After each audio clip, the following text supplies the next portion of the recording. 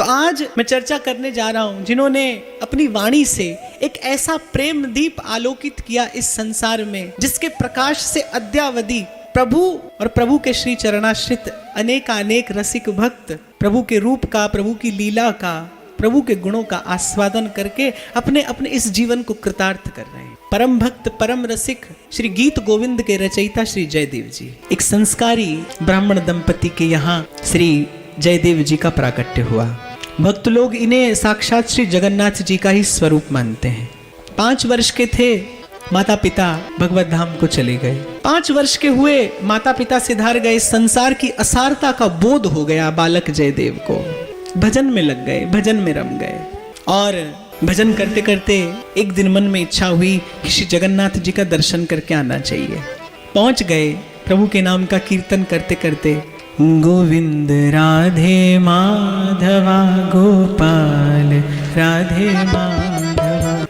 जयदेव जी का रहन सहन ऐसा कि आज एक वृक्ष के नीचे और कल दूसरे वृक्ष के नीचे, मेरे खूंट न खेरो, ऐसी विरक्ति।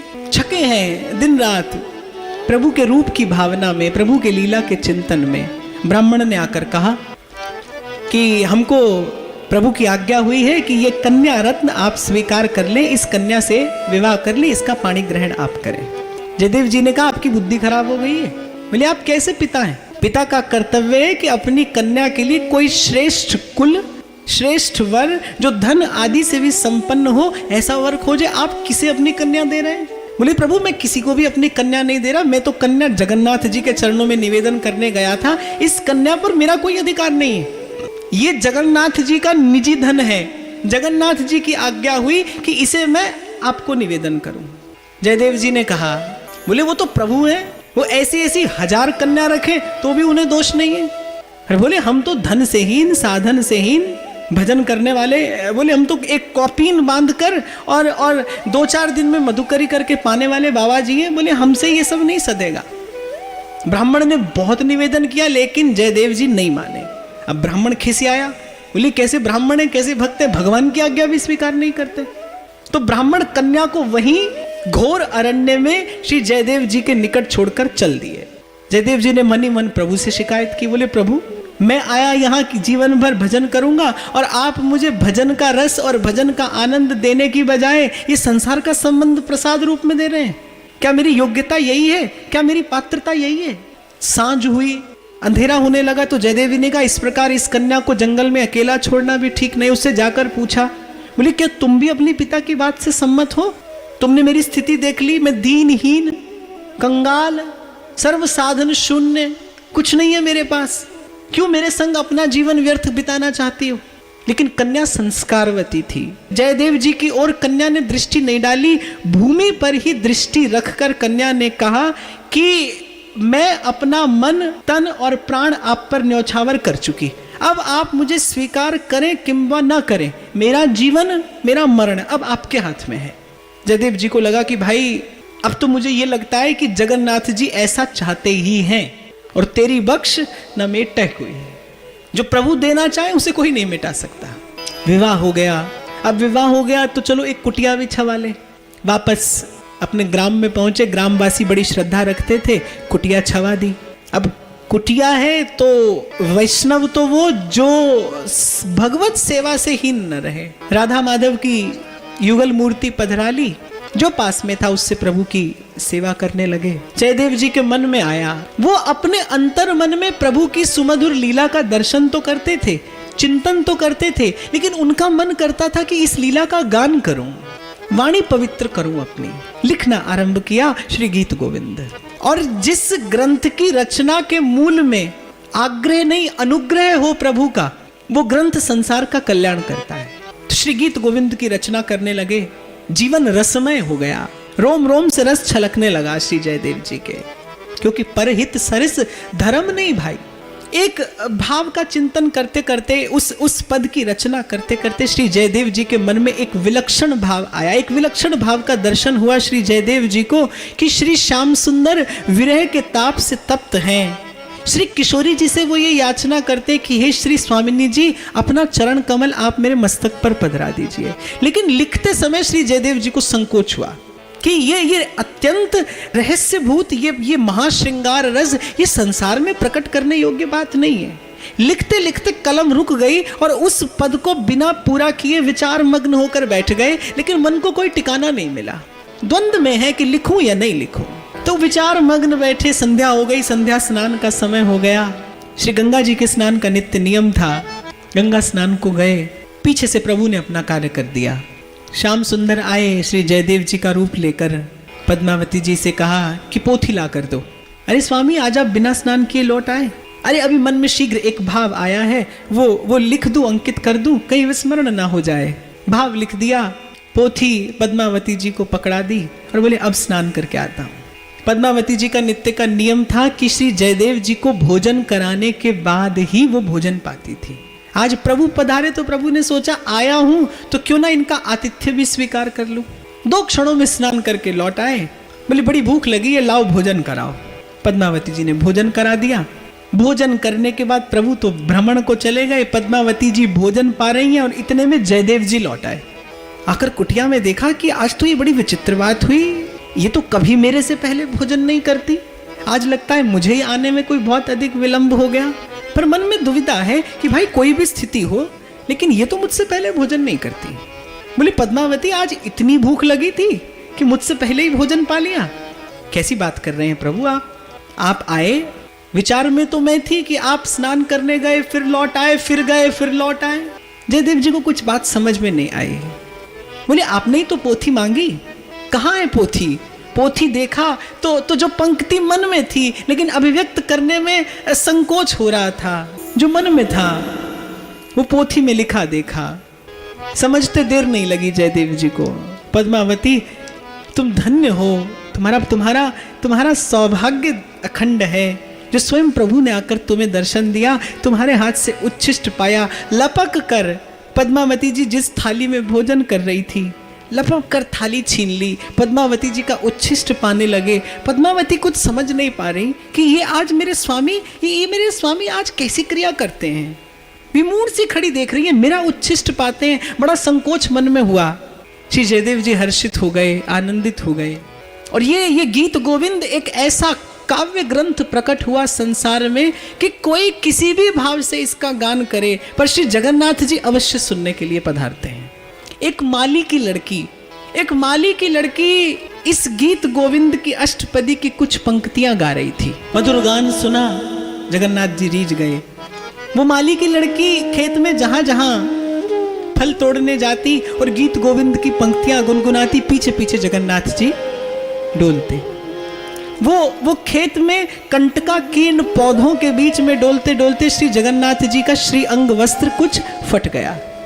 उस कन्या ने गान पूरा किया। श्री जगन्नाथ जी मंदिर में पहुंचे, संध्या का दर्शन खुला तो राजा ने क्या देखा कि जगन्नाथ जी का वस्त्र फटा है। पुजारियों से पूछा ये सेवा में कैसी असावधानी? पुजारियों को रहस्य समझ में नहीं आया। श्री जगन्नाथ जी का श्री अंग वस्त्र फटा था और एक टुकड़ा उसमें नहीं था। राजा ने सिपाहियों को भेजा कि जाओ पता लगाओ कि आज प्रभु की क्या लीला हुई। प्रभु के श्री अंग वस्त्र का फटना ये कोई अच्छा लक्षण नहीं है, कोई शुभ संकेत नहीं है। राजा चिंतित हुआ, जाकर देखा खेत में प्रभु के श्री अंग वस्त्र का एक टुकड़ा कांटों में उलझा। पूछा, माली की कन्या ने कहा कि हाँ, मैं तो गीत गोविंद के अष्टपदी का गान करती थी। श्री जयदेव जी को सब बात समझ में आ गई। उन्होंने कहा कि राजन, जहां जहां इन अष्टपदियों का गान होता है वहीं वहीं प्रभु प्रत्यक्ष विराजमान होते हैं और इस गान को सुनते हैं। राजा ने उस माली की कन्या को दरबार में बुलाया, सुंदर वस्त्र आभूषणों से सुसज्जित करके उस कन्या को कहा कि अब प्रभु के सन्मुख सम्मान से इस अष्टपदी का गान करो। आज भी ये व्यवस्था है। राजा ने उस समय ड्योंडी करा दी कि जो भी इन अष्टपदियों का गान करे, गान करने से पूर्व प्रभु के लिए एक सुंदर आसन निवेदन करे ताकि प्रभु को कष्ट ना हो। वृंदावन का वो महाश्रृंगार रस श्री जयदेव जी ने प्रकट किया अपनी वाणी के माध्यम से। जयदेव जी एक बार भ्रमण करते करते अपने किसी श्रद्धालु के यहाँ पर पहुंचे। कुछ काल का सत्संग हुआ, चलने लगे तो उस व्यक्ति ने थोड़ा धन देना चाहा। श्री जयदेव जी ने लेने से निषेध कर दिया। उस व्यक्ति ने बड़ा आग्रह किया और चलते चलते श्री जयदेव जी के उत्तरीय में वो कुछ मोहरें बांध दी। घर की ओर आ रहे थे जयदेव जी, रास्ते में कोई ठग मिले। उन्होंने देखा कि इसके पास में कुछ है, जयदेव जी ने भोले थे बेचारे ने मन में विचार किया कि बोले निश्चित रूप से ये धन के लिए मेरा पीछा कर रहे हैं, धन दे दूं तो इस बला से मुक्ति मिल जाएगी। जयदेव जी ने कहा कि सुनो भैया, मैं जानता हूं तुम किस लिए मेरे संग संग चल रहे हो। उत्तरीय में से मोहरे निकाली, दे दी। उन्होंने संत बुद्धि से कार्य किया, दुष्ट ने दुष्ट बुद्धि से कार्य किया। उसने मन में विचार किया, बोले अभी तो हमको दे दी, बोले जैसे ही नगर आएगा, मोहरे इनकी है हमारे पास में, बोले जैसे ही नगर आएगा तो हम पर अभियोग लगाकर और हमको दंडित कराएंगे। तो 4 ठग थे, आपस में विचार किया, बोले क्या करे, बोले धन तो आ गया, अब इनके प्राण ले लो और चलो यहाँ से। दूसरे ने कहा कि भाई हम तो धन के लिए आए थे, धन हमें मिल गया तो अकारण इनके प्राण लेने की क्या आवश्यकता है। तो तीसरे ने कहा कि बोले न छोड़ो न मारो, तो क्या करें। तो चौथे ने कहा कि दोनों हाथ पांव काटकर और एक गड्ढे में डाल दो। दोनों हाथ पैर काटकर सूखा कुआं था, उस कुएं में डाल दिया। पर कहा करे रस खान को कोई दुष्ट लबार, पत राखन वारो आप हो जब माखन चाखन हार। तो श्री जयदेव जी के रोम रोम से प्रसन्नता छलक रही है, हृदय का आनंद। कीर्तन में लग गए, सतत कीर्तन करते हैं प्रिया प्रीतम के नाम का। जय जय श्यामा जय जय श्याम, जय जय श्री वृंदावन धाम। ये सस्वर स्मरण सैनिकों ने आकर देखा, ये गहरा, ये गहन कूप, अंधकूप, उसमें से ये स्वर आता है। राजा आया, देखा श्री जयदेव जी के हाथ पैर तो कटे हैं, लेकिन उनके उस देह से दिव्य प्रकाश प्रस्फुटित हो रहा है। राजा अपने महल में लेवा लाए, पूछा कि आपकी इस पीड़ा, इस वेदना का कारण किसने आपकी ये दशा की। जयदेव जी ने कहा मैं तो जन्म से ही ऐसा हूं। राजा ने देखा श्री जयदेव जी का भाव, उनके कीर्तन से झरती वो सुमधुर भक्ति की मंदाकिनी, उनके हृदय को शीतल करते वो वचन। राजा के मन में गुरु भाव जगा, सत्संग आरंभ हुआ। पूछा राजा ने कि आपके विचार में श्रेष्ठ धर्म क्या है। बोले राजन, भगवान और भगवान के भक्तों का संग ये सर्वश्रेष्ठ धर्म है, ये सार्वभौमिक धर्म है, ये सार्वकालिक धर्म है। राजा ने संत सेवा आरंभ कर दी। दूर दूर तक राजा का सुयश फैल गया कि राजा लक्ष्मण सेन ने श्री जयदेव जी का सत्संग पाने के बाद बड़ी अद्भुत संत सेवा आरंभ की है। जो संत आते उनसे उनका भाव, उनका वर्ण, उनका संप्रदाय कुछ भी पूछे बिना मुक्त कंठ से राजा ने संत सेवा आरंभ कर दी। अब होता क्या है कि जब समाज में कोई भावुक व्यक्ति भाव से कुछ निवेदन करता है तो अनुचित लाभ लेने वाले लोग भी होते हैं। वो ठग थे जिन्होंने जयदेव जी की ये दशा की थी, उन ठगों ने सुना कि भाई राजा ने बड़ी अद्भुत संत सेवा आरंभ की है और केवल संत का वेश देखकर राजा देता है, केवल संत का वेश। तो ठगों ने भी संत का वेश बनाया। आ पहुंचे तो जयदेव जी ने देखा, क्योंकि जयदेव जी अगवानी किया करते थे सब संतों की। अब तो वो चारों ठग घबराए कि अब तो कुकृत्य का फल मिलेगा, दंड मिलेगा, इन्होंने हमें पहचान लिया। श्री जयदेव जी ने ना तो उन्हें अतिथियों के ठौर पर रखने की आज्ञा दी, ना उनको अपने निकट रखा। बोले अपने निकट रखूंगा तो इन बेचारों को संकोच होगा, और वहां संतों के साथ में रहेंगे तो भी इनकी पोल पट्टी खुल जाएगी, संत चर्चा करेंगे, इनके पास में उत्तर नहीं होगा। तो इनको मुझे किसी भी भांति राजा के दंड से बचाना है, क्योंकि मैं तो जानता हूं कि इन्होंने केवल वेश धारण किया है, लेकिन मुझे वेश का भी सम्मान करना है। तो अन्य संतों से अनेक गुना अधिक धन, अधिक सत्कार श्री जयदेव जी ने उन चारों का कराया। कुछ दिन के आतिथ्य के बाद जब वो चारों ठग गए तो राजा ने कहा अब तो मैं कुछ सैनिक आपके साथ भेज देता हूँ। सैनिकों ने उन 4 ठगों से पूछा, संत तो हमारे यहाँ पर अनेकानेक आते रहते हैं, नित्य प्रति आते हैं, लेकिन जैसा स्वागत सत्कार आपका हुआ ऐसा तो राजा ने कभी किसी का नहीं किया, और हमारे वो राजा के जो गुरुदेव हैं वो स्वामी जी भी आप पर बड़े प्रसन्न थे।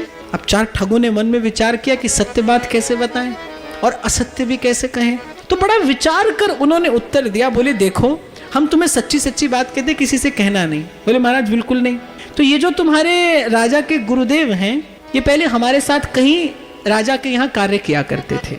एक बार इन्होंने बहुत बड़ा छल किया, इन्होंने राजा का बहुत सारा धन लूटा। राजा ने कहा कि इनको मृत्युदंड दिया जाए। हमको इन पर दया आई, हमने मृत्युदंड तो दिया नहीं, हाथ पैर काटकर जंगल में डाल दिया। अब जैसे ही उन्होंने ये कहा तो साहब इस भूमि में भी पाप सहन करने की एक क्षमता है, एक मर्यादा है, उससे अधिक पाप सहन नहीं करती ये धरा।